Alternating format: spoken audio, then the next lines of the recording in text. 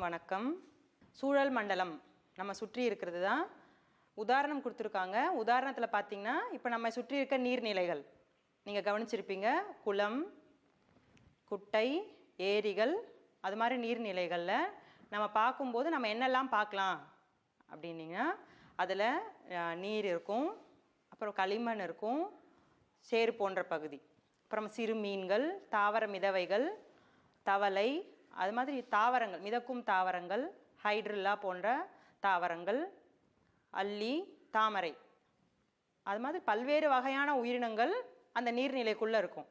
அப்போ உயிருள்ள காரணிகள் இப்போ நம்ம சொன்னோம் இல்லைங்களா, மண் இருக்கும், களிமண் போன்ற பகுதி இருக்கும், நீர் இருக்கும் சொன்னோம் இல்லைங்களா, அது எல்லாமே சேர்த்து நாம் என்ன சொல்கிறோன்னா குலச்சூழல் மண்டலம் அப்படின்னு சொல்கிறோம். அப்போ சூழல் மண்டலம் என்பது உயிருள்ள காரணிகள், உயிரற்ற காரணிகள் இரண்டையும் உள்ளடக்கியதுக்கு பேர் சூழல் மண்டலம்.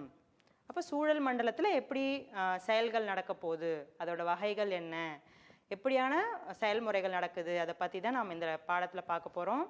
முதல்ல அதுக்கான வரையறை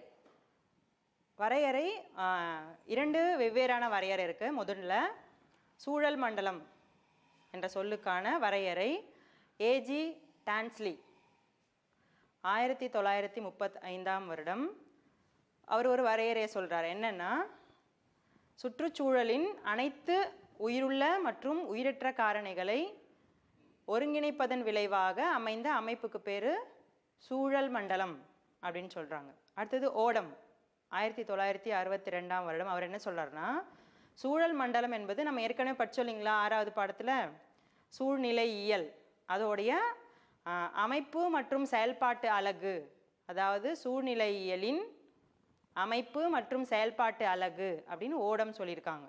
இப்போது இரண்டு வெவ்வேறு வகையான வரையறைகள் நமக்கு இருக்குது.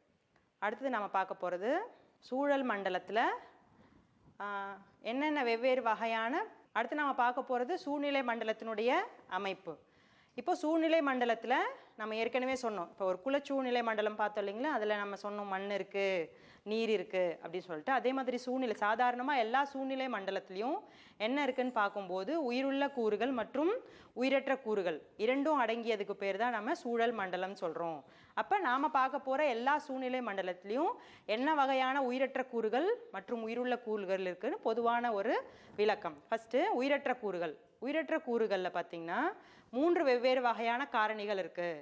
ஒன்று முதல் இருக்கிறதுக்கு பேர் காலநிலை காரணிகள், அதாவது காற்று, நீர், சூரிய ஒளி, மழை, வெப்பநிலை மற்றும் ஈரப்பதம். இது எல்லாமே நம்ம என்ன சொல்கிறோன்னா ஒரு சூழல் மண்டலத்தில் இருக்க காலநிலை காரணிகள்னு சொல்கிறோம். அதுக்கு அடுத்தது நம்ம பார்க்க போகிறது மண் காரணிகள். நம்ம போன லெசனில் நீங்கள் படிச்சிருப்பீங்க மண்ணின் நீர், நுண்துளை நீர்னு சொல்லிட்டு. அதே மாதிரி மண்ணுடைய காரணிகள், மண்ணினுடைய நீர், மண், காற்று, மண்ணுடைய pH, இந்த 3 காரணியும் மண் காரணின்னு சொல்கிறோம். அடுத்தது பார்த்திங்கன்னா நில அமைப்பு காரணி. நில அமைப்பு காரணியும் நீங்கள் போன பாடத்தில் படித்தது தான். விரிவகலம் மற்றும் குத்துயரம், இது எல்லாம் உயிரற்ற காரணிகளில் வருது. இது மட்டும்தான் இருக்கான்னா, இது கூட சூழ்நிலை மண்டலத்தில் கனிம பொருட்கள், கரிம பொருட்கள் இருக்குது. என்னெல்லாம் கனிம பொருட்கள் இருக்குது அப்படின்னு சொல்லிட்டு பார்க்கும்போது கார்பன், ஹைட்ரஜன், ஆக்சிஜன், நைட்ரஜன் மற்றும் பாஸ்பரஸ், இவங்க எல்லாரும் வந்து கனிம பொருட்கள். கரிம பொருட்கள் யாரெல்லாம் பார்த்திங்கன்னா புரதங்கள், கார்போஹைட்ரேட்டுகள், கொழுப்புக்கள் மற்றும் மட்கு பொருட்கள். அப்போ ஒரு சூழ்நிலை மண்டலத்தில் உயிரற்ற காரணிகளில் இவ்வளோ ஃபேக்டர்ஸ் இருக்குது. இவங்க எல்லாம் சேர்ந்து அந்த சூழ்நிலை மண்டலத்தினுடைய உயிரற்ற கூறுகளை உருவாக்கி தராங்க. அப்போ உயிருள்ள கூறுகள் யார் அப்படின்னு பார்க்கும்போது, அப்போ இந்த உயிரற்ற கூறுகளை ஒரு குறிப்பிட்ட வார்த்தையால் வரையறை செய்கிறாங்க. அப்படின்னா என்னென்னா, ஒரு சூழ்நிலை மண்டலத்தில் ஒரு குறிப்பிட்ட காலத்தில் காணப்படும் மொத்த கனிம பொருட்களினுடைய நிலைத்த தரம் சொல்கிறாங்க பாருங்கள். சூழ்நிலை மண்டலத்தின் ஒரு குறிப்பிட்ட காலத்தில் காணப்படும் மொத்த கனிம பொருட்கள் நிலைத்த தரம், அதுக்கு பேர் நிலைத்த கூறுன்னு சொல்கிறாங்க. இப்போ நம்ம உயிரற்ற காரணிகள் என்னெல்லாம் பார்த்தோம், காலநிலை காரணிகள் பார்த்தோம், மண் காரணிகள் பார்த்தோம், நில காரணிகள் நில அமைப்பு காரணிகள் பார்த்தோம். அடுத்தது கரிம பொருட்கள், கனிம பொருட்கள் பார்த்தோம் இல்லைங்களா. இப்போது அந்த கனிம பொருட்களினுடைய அளவு ஒரு குறிப்பிட்ட காலத்தில் எவ்வளோ இருக்கோ, இப்போ அந்த சூழ்நிலை மண்டலத்துடைய அந்த இதுக்கு பேர் வந்து நிலைத்த தரம் அல்லது நிலைத்த கூறு அப்படின்னு சொல்கிறாங்க. அடுத்தது உயிரின கூறுகள். இப்போ தான் நம்ம வரோம். உயிரின கூறுகள்னால் என்ன? நமக்கு ஏற்கனவே தெரியும். இந்த சூழ்நிலை மண்டலத்தில் பார்த்திங்கன்னா தாவரங்கள், விலங்குகள், பூஞ்சைகள், பாக்டீரியங்கள் இவங்க எல்லாரும் சேர்ந்து சூழ்நிலை மண்டலத்தினுடைய உயிருள்ள கூறுகளாக இருந்து பல்வேறு வகையான ஊட்டமட்டங்களை உருவாக்குறாங்க. இதோட தொடர்ச்சியாக நம்ம பார்க்க போகிறோம் ஊட்டமட்டம்னா என்னன்னு சொல்லிட்டு. அப்போ உயிரின கூறுகள் யார்? திரும்ப ஒரு முறை நம்ம பார்க்கலாம். தாவரங்கள், விலங்குகள், பாக்டீரியங்கள் மற்றும் பூஞ்சைகள் இவங்க எல்லாரும் சேர்ந்து தான் இதை உருவாக்குறாங்க. சரி, உயிரின கூறுகள் ஒரே வகையாக இருக்கா அப்படின்னு கேட்டோன்னா இல்லை. உயிரின கூறுகள் அவற்றுக்கு எவ்வாறு ஊட்டம் கிடைக்கிறது என்பது அடிப்படையில் 2 வகை இருக்குது. ஒன்று தற்சார்பு ஊட்டக்கூறுகள், இன்னொன்று சார்பூட்டக்கூறுகள். தற்சார்பு ஊட்டக்கூறுகள் மற்றும் சார்பூட்டக்கூறுகள். அப்போ தற்சார்பு ஊட்டக்கூறுகள்னால் என்ன அப்படின்னு பார்க்கும்போது பெரும்பாலும் அனைத்து சூழ்நிலை மண்டலங்களிலும் தாவரங்கள் மட்டும்தான் ஒளிச்சேர்க்கை மூலமாக உணவை பெறக்கூடிய உயிரி கூறுகளாக இருக்குது. அப்போ அவங்க அந்த சூழ்நிலை மண்டலத்தினுடைய உற்பத்தியாளர்களாக இருக்காங்க. அப்போ இந்த உற்பத்தியாளர்களாக இருக்க தாவரங்கள் சூழ்நிலை மண்டலத்தினுடைய முதல் நிலையில் இருக்காங்க. இவங்க உற்பத்தியாளர் நாம் சொல்கிறோம். பெரும்பாலும் அனைத்து வகையான சூழ்நிலை மண்டலத்திலும் தாவரங்கள் ஒளிச்சேர்க்கை மூலமாக கரிமக்கூறுகள் மற்றும் கனிமக்கூறுகளை பெறுகின்றன. அதாவது எளிய கனிமக்கூறுகளிலிருந்து கரிமக்கூறுகளை உற்பத்தி செய்கின்றன. எனவே இவை நம்ம உற்பத்தியாளர்னு சொல்கிறோம். அடுத்து சார்பூட்டக்கூறுகள். சார்பூட்டக்கூறுகள் அந்த பேர்லேயே அதுக்கான அர்த்தம் இருக்குது. என்ன சார்பூட்டம்னா, இப்போ தற்சார்புனா அவங்க ஒளிச்சேர்க்கை மூலமாக உணவை எடுத்துக்கிறாங்க. ஆனால் சார்பூட்டக்கூறுகள் என்ன பண்ணுறாங்கன்னா உணவுக்காக பிற உயிரினங்களை எப்போதும் அவங்க சார்ந்து இருக்காங்க. அதனால் அதை நம்ம சார்பூட்டக்கூறுகள் அப்படின்னு சொல்கிறோம். இப்போ இதில் வகைகள் இருக்குது. நுகர்வோர்னு சொல்கிறோம் நம்ம இவங்கள பார்த்திங்கன்னா 3 படிநிலைகளில் இருக்காங்க. முதல்ல இருக்கவங்க பார்த்திங்கன்னா முதல் நிலை நுகர்வோர்னு சொல்கிறோம். இவங்க யார்? தாவரங்கள் நம்ம உற்பத்தியாளர்னு சொன்னோம் இல்லைங்களா, அந்த தாவரங்களை உண்ணக்கூடிய தாவர உண்ணிகள் முதல் நிலை நுகர்வோராக இருக்காங்க. 2வது முதல் நிலை நுகர்வோர். அடுத்தது 2வது பார்த்திங்கன்னா தாவர உண்ணிகளை உண்ணக்கூடிய உண்ணிகள். அவங்க 2ஆம் நிலை நுகர்வோராக இருக்காங்க. ஊட்டமட்டத்தில் 3வது நிலையில் இருக்காங்க இவங்க. அடுத்தது தாவர உண்ணிகள், விலங்குண்ணிகள், தாவரங்கள், விலங்குகள் இவங்க எல்லாத்தையும் உண்ணக்கூடிய அனைத்துண்ணி 3ஆம் நிலை நுகர்வோராக இருக்காங்க. அப்போ ஊட்டமட்டத்தில் 3 வெவ்வேறு வகையான நுகர்வோர் இருக்காங்க. முதல் நிலை நுகர்வோர் அவங்க தாவரங்கள் அதாவது உற்பத்தியாளர்களை உண்ணும் படிநிலையில் இருக்காங்க, முதல் நிலை நுகர்வோர். 2ஆம் நிலை நுகர்வோர் பார்த்திங்கன்னா தாவரங்களை உண்ணக்கூடிய தாவர உண்ணிகள், அவங்க 2ஆம் நிலை நுகர்வோர் அப்படின்னு சொல்கிறோம். அடுத்து 3ஆம் நிலை நுகர்வோர் இவங்க தாவர உண்ணிகளை உண்ணக்கூடிய உண்ணிகளாக இருக்காங்க இவங்க. இதில் நாம் என்ன சொல்கிறோன்னா, இதில் இன்னொரு பேர் சொல்கிறாங்க, முதல் நிலை உண்ணிகள். அடுத்தது 3வது நுகர்வோர் இவங்க தாவரங்கள், தாவர உண்ணிகள், உண்ணிகள் இவங்க அனைத்தையும் உண்ணக்கூடிய அனைத்துண்ணிகளாக இருக்காங்க. இவங்க 3ஆம் நிலை நுகர்வோர்னு சொல்கிறோம். அதே மாதிரி முதல் நிலை உண்ணி சொன்னோம் இல்லைங்களா, அதே மாதிரி இவங்களை நாம் 2ஆம் நிலை உண்ணின்னு சொல்கிறோம்.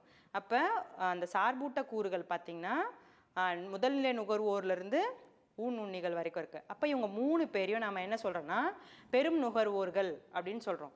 அப்போ வேறு யார் இருக்காங்க இதில் என்ன பார்த்திங்கன்னா நுண்ணுகர்வோர்கள்.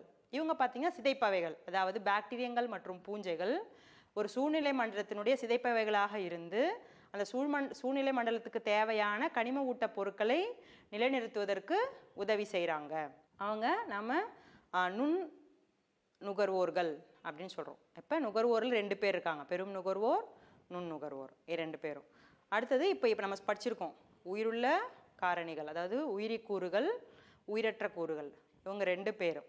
இப்போ உயிரி தொகுப்பு நம்ம எப்படி கணக்கெடுப்போம் அப்படின்னு பார்க்கும்போது, ஒரு உயிரின கூட்டத்தில் ஒரு குறிப்பிட்ட காலத்தில் காணப்படும் உயிரிகளின் அளவு நம்ம உயிரி தொகுப்பு, ஆங்கிலத்தில் பார்த்தீங்கன்னா ஸ்டாண்டிங் கிராப்னு சொல்கிறாங்க. இப்போ சூழ்நிலை மண்டலத்தில் நம்ம உயிரி தொகுப்புன்னு சொல்கிறோம். அதை எதை வச்சு கண்டுபிடிப்பாங்க? ஒரு குறிப்பிட்ட காலத்தில் ஒரு குறிப்பிட்ட உயிரின கூட்டத்தில் இருக்க உயிரினங்களினுடைய அளவுக்கு பேர் நிலைத்த உயிரி தொகுப்பு. அதை நம்ம எப்படி கண்டுபிடிக்கலாம் அப்படின்னு சொல்லிட்டு பார்க்கும்போது அதுக்கு உயிரி திரள் என்ற அலகை பயன்படுத்துகிறாங்க. அப்போ உயிரி திரள்னா என்ன? உயிரி திரள் என்பது உயிரினத்தினுடைய பசுமை எடை அல்லது உலர் எடை அல்லது கார்பன் எடை இதனால் அளவிடப்படுகிறது. இப்போ நம்ம சூழ்நிலை மண்டலத்தினுடைய அமைப்பில் உயிரற்ற கூறுகள் பார்த்துருக்கோம், உயிருள்ள கூறுகள் பார்த்துருக்கோம், அடுத்தது உயிரி தொகுப்பு அதை எப்படி அளவிடுறாங்கன்னு பார்த்துருக்கோம். அப்போ இந்த உயிரின கூறுகளும் உயிரற்ற கூறுகளும் சேர்ந்து ஒரு சூழ்நிலை மண்டலத்தினுடைய அமைப்பாக இருக்காங்க. அடுத்தது உணவு சங்கிலி, உணவு வலை, அடுத்தது சூழல் பிரமிடுகள் ஆகியவற்றை இவங்க உருவாக்குறாங்க. அடுத்து நம்ம பார்க்க போகிறது சூழ்நிலை மண்டலத்தின் செயல்பாடுகள். இப்போ நம்ம பார்த்தோம் இல்லைங்களா, இந்த 2 காரணிகளும் சேர்ந்து எப்படி சூழ்நிலை மண்டலத்தில் செயல்பாடுகளை செய்கிறாங்க. அதில் 3 படிநிலைகள் இருக்குது. ஒன்று ஆற்றல் உருவாக்கம், இன்னொன்று ஆற்றல் பரிமாற்றம், இன்னொன்று உயிருள்ள மற்றும் உயிரற்ற காரணிகளுக்கு இடையே நடைபெறும் பொருட்களினுடைய சுழற்சி. இப்போது தாவரங்களுக்கு ஆற்றல் எங்கேருந்து கிடைக்குதுன்னா சூரிய ஒளியிலிருந்து கிடைக்குது. அப்போ தாவரங்களுக்கு தேவையான ஒளி ஆற்றல் சூரிய ஒளி ஆற்றலிருந்து பெறப்படுகிறது. இப்போ அதை பற்றி தான் நம்ம பார்க்க போகிறோம். அதோட பேர் ஒளிச்சேர்க்கை சார் செயலூக்க கதிர்வீச்சு, PAR அப்படின்னு சொல்கிறாங்க. அதாவது photosynthetically active radiation. Photosynthetically active radiation, ஒளிச்சேர்க்கை சார் செயலூக்க கதிர்வீச்சு. அப்படின்னா என்ன? இப்போ நம்ம படித்தோம் இல்லைங்களா, உற்பத்தியாளர்கள் தாவரங்கள் தான் சூழ்நிலை மண்டலத்தினுடைய உற்பத்தியாளராக இருக்காங்க. அப்போ அவங்களுக்கு உற்பத்தி செய்கிறாங்க இல்லையா உணவுப் பொருள், அதுக்கு ஆற்றல் எந்த மூலத்துலேருந்து கிடைக்குதுன்னா சூரிய ஒளியிலேருந்து கிடைக்குது. சொல்கிறாங்க பாருங்கள், தாவரங்களுக்கு ஒளிச்சேர்க்கைக்காக கிடைக்கக்கூடிய ஒளியின் அளவு ஒளிச்சேர்க்கை சார் செயலூக்க கதிர்வீச்சு அப்படின்னு சொல்கிறோம். ஏற்கனவே நீங்கள் 11ஆம் வகுப்பில் படிச்சிருப்பீங்க. அப்போது ஒளிச்சேர்க்கைக்கு தேவைப்படும் ஒளி நீளத்தினுடைய அளவு இங்கேயும் அதே தான் சொல்கிறாங்க. 400லிருந்து 700 நேனோமீட்டர் இடைப்பட்ட அலைநீளங்கள் தாவர ஒளிச்சேர்க்கைக்கு பெரிதும் பயன்படுத்துகின்றன. குறிப்பாக பார்த்தீங்கன்னா நீலம் மற்றும் சிவப்பு நிற ஒளி அலை, அந்த ஒளியில் அதிக அளவு ஒளிச்சேர்க்கை செயல்திறன் கொண்டதாக இருக்குது. அப்போ சூரியன்கிட்டேருந்து வர எல்லா ஒளியும் தாவரம் பயன்படுத்துதா ஒளி ஆற்றல் அப்படின்னு கேட்டால் கண்டிப்பாக இல்லைன்னு தான் சொல்லணும். சூரிய ஆற்றல், சூரிய ஒளியிலேருந்து கிடைக்கக்கூடிய ஒளி ஆற்றலானது முழுவதுமாக தாவரங்களால் பயன்படுத்தப்படுதான்னா கண்டிப்பாக இல்லை. அதில் பார்த்திங்கன்னா வேறுபாடுகள் இருக்குது. அதை நம்மளுக்கு இங்கே கொடுத்துருக்காங்க. ஒன்று 34% ஒளி சூரிய ஒளியில் வளிமண்டலத்திலிருந்து கிடைக்கப்பெறும் 34% ஒளியானது மீண்டும் வளிமண்டலத்திற்கே திருப்பி அனுப்பப்படுகிறது. 10% ஒளியானது ஓசோன், நீராவி, வளிமண்டல வாயுக்கள் போன்றவற்றினால் ஈர்க்கப்படுகிறது. மீதி உள்ள 56% ஒளி மட்டுமே புவியை வந்தடைகிறது. அதிலும் 2 முதல் 10% ஒளி மட்டுமே தாவரங்களில் ஒளிச்சேர்க்கைக்காக பயன்படுத்தப்படுகிறது. இப்போ நம்ம சொன்னோம் இல்லையா ஒளிச்சேர்க்கை சார் செயலூக்க கதிர்வீச்சு, அதை நம்ம எப்படி அளக்கணும்? நம்ம சொன்னோம் இல்லைங்க, ஒளி அலை நீளம் 400லிருந்து 700 நேனோமீட்டர் அளவுள்ள ஒளி அலை மட்டுமே ஒளிச்சேர்க்கைக்கு உகந்தது அப்படின்னு. இப்போ அதை நம்ம எப்படி அளக்கிறோம்? அந்த ஒளிச்சேர்க்கை சார் செயலூக்க கதிர்வீச்சு அதை பார்த்திங்கன்னா சிலிக்கான் ஒளிமின் காண்கலம் என்னும் கருவி மூலமாக அளவீடு செய்கிறாங்க. அதனுடைய அலகு என்ன யூனிட்ஸில் அதை கணக்கிடுறாங்கன்னா மில்லிமோல் பர் சதுர மீட்டர் பார் வினாடி என்ற அலகால் குறியிடுறாங்க. இப்போது அதனுடைய அளவு அப்போ நம்ம 400லிருந்து 700 நேனோமீட்டர் ஒளியை தான் அளவிட முடியும். அதுக்கான இலக்கு ஒளிச்சேர்க்கை சார் செயலூக்க கதிர்வீச்சினுடைய இலக்கு பார்த்திங்கன்னா 0லிருந்து 3000 வரைக்கும் இருக்குது. இந்த PAR அப்படின்னு சொல்கிற அதனுடைய அளவு இரவு நேரங்களில் பார்த்திங்கன்னா 0 இருக்கும். அதே மதிய நேரங்களில் எப்படி இருக்கும்னா 2000 முதல் 3000 மில்லிமோல்கள் பர் சதுர மீட்டர் பார் வினாடியாக உள்ளது. அடுத்தது பார்த்திங்கன்னா கார்பனுடைய வகைகள் கொடுத்துருக்காங்க. நம்ம படித்தோம் இல்லைங்களா, கனிம மூலக்கூறுகளில் வந்து carbon, hydrogen, nitrogen, oxygen, phosphorus அப்படின்னு சொல்லிட்டு இப்போ சூழ்நிலை மண்டலத்தில் என்னென்ன வகையான கார்பன் இருக்குது அதோட வகைகள் கொடுத்துருக்காங்க. ஒன்று பசுமை கார்பன். இந்த பசுமை கார்பன் உயிர்கோளத்தில் சேமிக்கப்படுகின்ற கார்பன். இது நம்மளுக்கு எது மூலமாக கிடைக்குதுன்னா தாவரங்களுடைய ஒளிச்சேர்க்கை மூலமாக கிடைக்குது. அடுத்தது சாம்பல் கார்பன். தொல்லுயிர் படிவ எரிபொருட்களாக சேமிக்கப்படுகின்ற கார்பன் சாம்பல் கார்பன். இது எங்கிருந்து கிடைக்குதுன்னா நிலக்கரி, எண்ணெய் மற்றும் உயிரி வாயுக்களாக பூமிக்கடியில் படிந்து காணப்படுகிறது. அடுத்து நீல கார்பன்.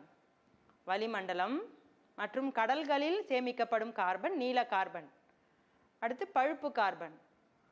இது தொழில் ரீதியாக உருவாக்கப்படும் காடுகளில் சேமிக்கப்படுகின்ற கார்பன். அதை நாம் பழுப்பு கார்பன் சொல்கிறோம்.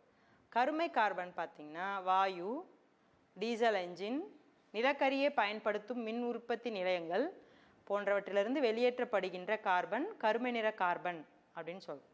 அப்போ நம்ம ஏற்கனவே படித்தோம் சூழ்நிலை மண்டலத்தினுடைய 3 செயல்பாடுகள். ஒன்று ஆற்றல் உற்பத்தி, அடுத்தது ஆற்றல் கடத்தப்படுதல், அடுத்தது உயிருள்ள மற்றும் உயிரற்ற காரணிகளுக்கு இடையே உள்ள பொருட்களின் சுழற்சி.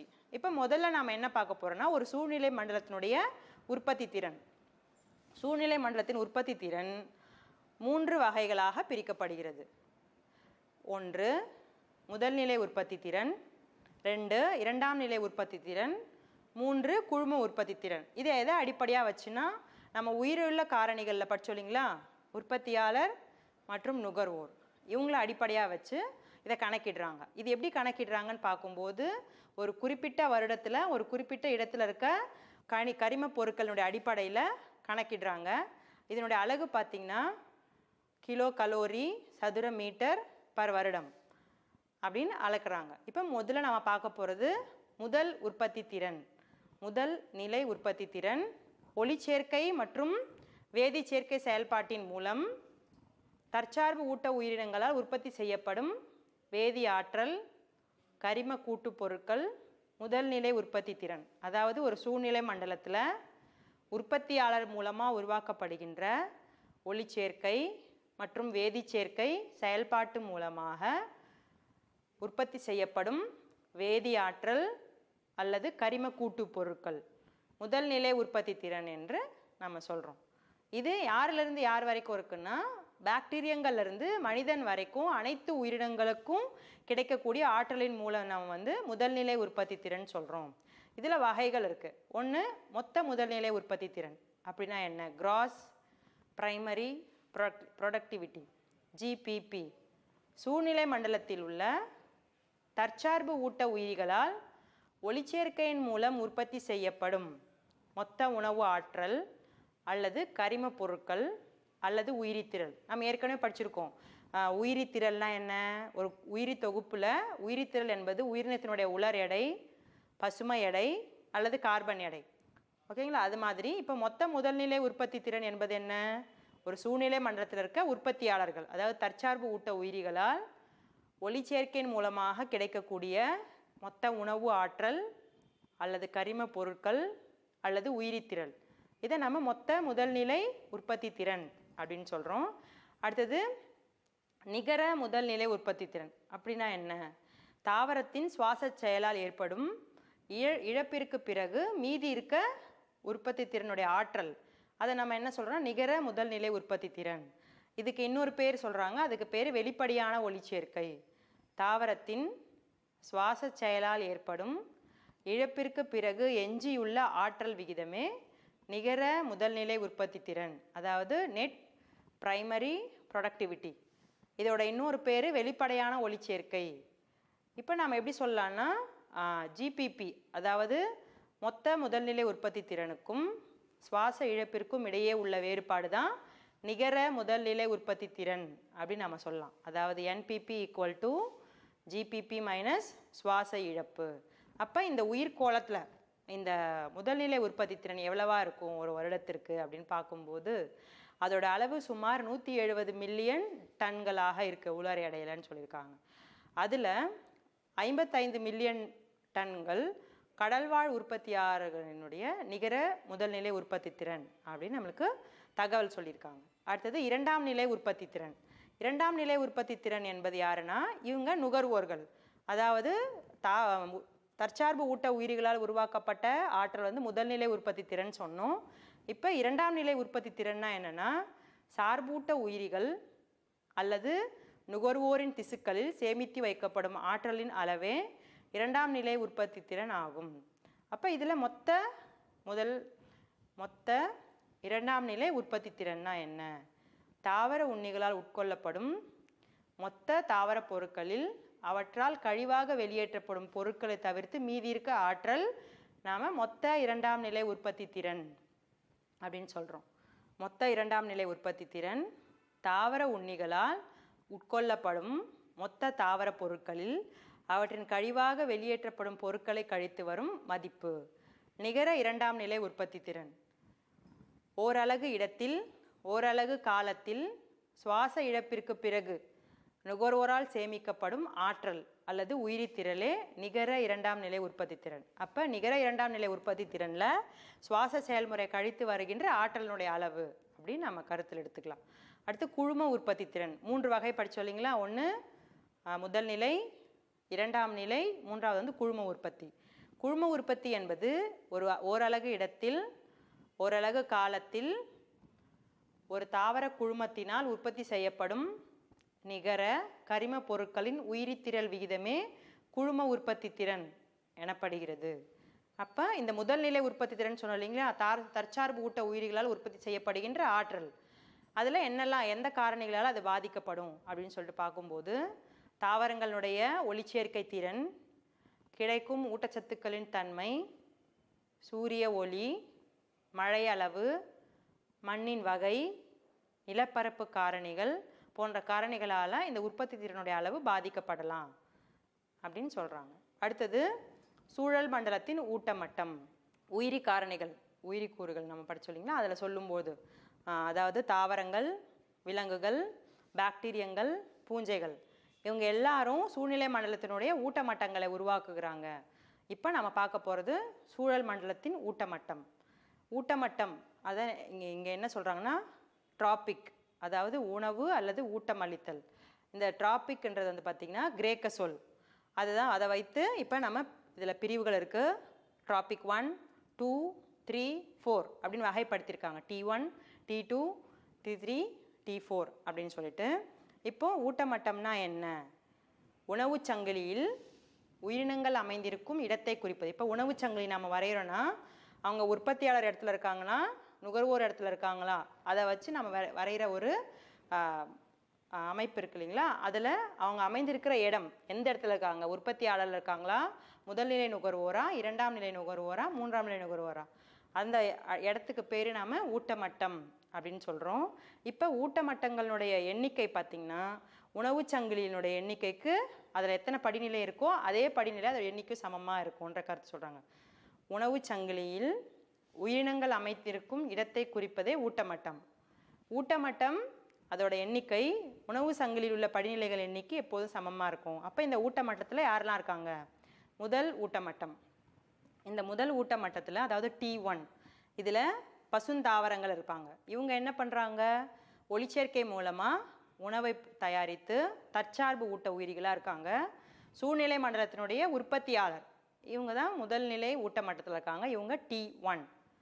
அடுத்தது தாவரங்கள் உற்பத்தி செய்யும் ஆற்றலை பயன்படுத்தும் தாவர உண்ணிகள் முதல் நிலை நுகர்வோர்.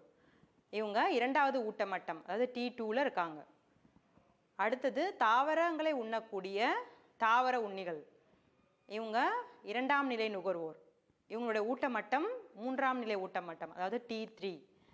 அடுத்தது தாவரங்கள் மற்றும் ஊன் உண்ணிகளை உண்ணக்கூடிய அனைத்து உண்ணிகள் அவங்க இருக்காங்களே, அனைத்து உண்ணிகள் ஊன் உண்ணிகள் அவங்க மூன்றாவது நுகர்வோர். ஊட்டமட்டத்தில் இவங்க 4வது இடத்துல இருக்காங்க, T4. இதுக்கான ஒரு படம் கொடுத்துருக்காங்க மாணவர்களே. உங்கள் புத்தகத்தில் படம் எண் 7.2 ஊட்டமட்டங்களின் வரைபட உருவமைப்பு கொடுத்துருக்காங்க பாருங்கள். இதில் கீழிருந்து மேல் முதல்ல தற்சார்பு உயிரிகள். பெரும்பாலும் அனைத்து சூழல் மண்டலத்திலும் தாவரங்களே உற்பத்தியாளராக இருக்கிறாங்க. அதாவது உற்பத்தியாளர்கள் முதல் ஊட்டமட்டத்தில் இருக்காங்க, T1.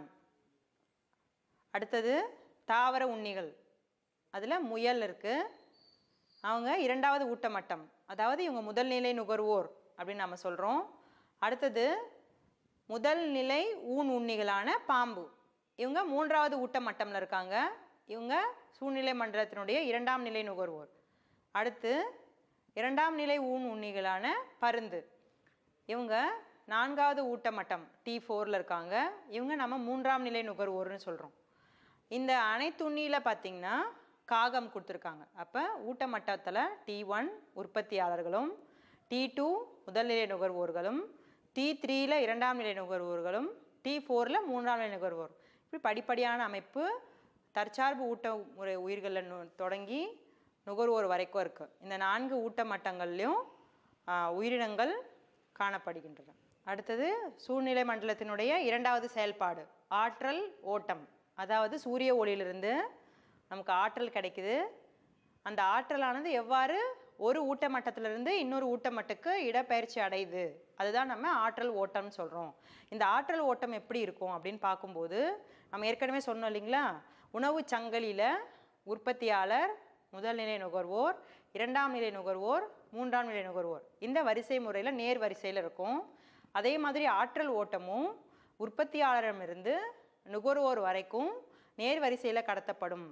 இந்த ஆற்றல் எவ்வாறு ஒவ்வொரு நுகர்வோர் மட்டத்துக்கும் கடத்தப்படுது அதை பற்றி தான் இந்த ஆற்றல் ஓட்டத்தில் நம்ம பார்க்க போகிறோம். ஆற்றல் ஓட்டத்தை வச்சு இரண்டு முக்கியமான விதிகள் இருக்குது. ஒன்று வெப்ப இயக்கவியலின் விதிகள் அப்படின்னு சொல்கிறோம். அதில் இரண்டு விதிகள் இருக்குது. ஒன்று வெப்ப இயக்கவியலின் முதல் விதி, இன்னொன்று வெப்ப இயக்கவியலின் இரண்டாம் விதி. வெப்ப இயக்கவியலின் முதல் விதி என்ன சொல்கிறாங்கன்னா, ஆற்றலை ஆக்கவோ அழிக்கவோ முடியாது, ஆனால் ஒரு வகை ஆற்றலை இன்னொரு வகை ஆற்றலாக மாற்ற முடியும். இப்போ என்ன சொல்கிறாங்கன்னா, ஒரு சூழ்நிலை மண்டலத்தில் தாவரங்களால் பெறப்படும் சூரிய ஒளி வேதி ஆற்றலாக மாற்றப்படும் போது அந்த ஆற்றலினுடைய அளவில் இழப்பு அல்லது அதனால் சேமிப்பு, லாபம் எதுவுமே இல்லாமல் எவ்வளோ அளவுக்கு சூரிய ஒளி ஆற்றல் பெற்றுச்சோ அதே அளவுக்கு தேவையான வேதி ஆற்றல் உற்பத்தி செய்யப்பட்டிருக்கும். இங்கே உதாரணத்தில் அதான் சொல்லியிருக்காங்க. அங்கே ஒளிச்சேர்க்கைக்கான சமன்பாடு கொடுத்துருக்காங்க. கார்பன் டை ஆக்சைடு, நீர், சூரிய ஒளி அவை அனைத்தும் ஒன்றாக சேர்ந்து நமக்கு கார்போஹைட்ரேட் என்ற மூலக்கூறை உருவாக்குகிறது, ஆக்சிஜனை வெளியேற்றுகிறது. அதாவது ஒளி மற்றும் பச்சையத்தை பயன்படுத்தி ஒளி ஆற்றல் வேதி ஆற்றலாக மாற்றப்படுகிறது. அடுத்தது இரண்டு வெப்ப இயக்கவியலின் இரண்டாவது விதி. இந்த விதியில் என்ன சொல்கிறாங்கன்னா, அடுத்தது இரண்டாவது விதியில் என்ன சொல்கிறாங்கன்னா, ஒவ்வொரு ஊட்டமட்டத்திலையும் ஆற்றலானது கடத்தப்படும் போது தாவரங்களால் அல்லது அதில் இருக்க உயிரினங்களால் 10% ஆற்றல் மட்டுமே சேமித்து வைக்கப்படும். மீதி இருக்கிற ஆற்றல் வெளியேற்றப்படுகிறது. அப்போ 100% முழுமையாக அடுத்தடுத்த ஊட்டமட்டங்களுக்கு போகிறது கிடையாது. அதில் குறைந்தபட்ச அளவு மட்டும்தான் உயிரினங்களால் சேமிக்கப்படுகிறது அப்படின்னு சொல்லியிருக்காங்க. அதுக்கு எடுத்துக்காட்டு 10 விழுக்காடு விதி. 10 விழுக்காடு விதி அடுத்து நாம் பார்க்க போகிறோம். 10 விழுக்காடு விதி அப்படின்னா என்னென்னா, இதை உருவாக்குனவர் லிண்ட்மேன் 1942. இவர் என்ன சொல்கிறாங்கன்னா, உணவு வழி ஆற்றல் ஒரு ஊட்டமட்டத்திலிருந்து மற்றொன்றுக்கு கடத்தப்படும் பொழுது 10% மட்டுமே ஒவ்வொரு ஊட்டமட்டத்திலும் சேமிக்கப்படுகிறது. மீதமுள்ள ஆற்றல் சுவாசித்தல், சிதைத்தல் போன்ற நிகழ்வின் மூலமாக வெப்பமாக இழக்கப்படுகிறது. இந்த விதி 10 விழுக்காடு விதி அப்படின்னு சொல்லியிருக்கோம்.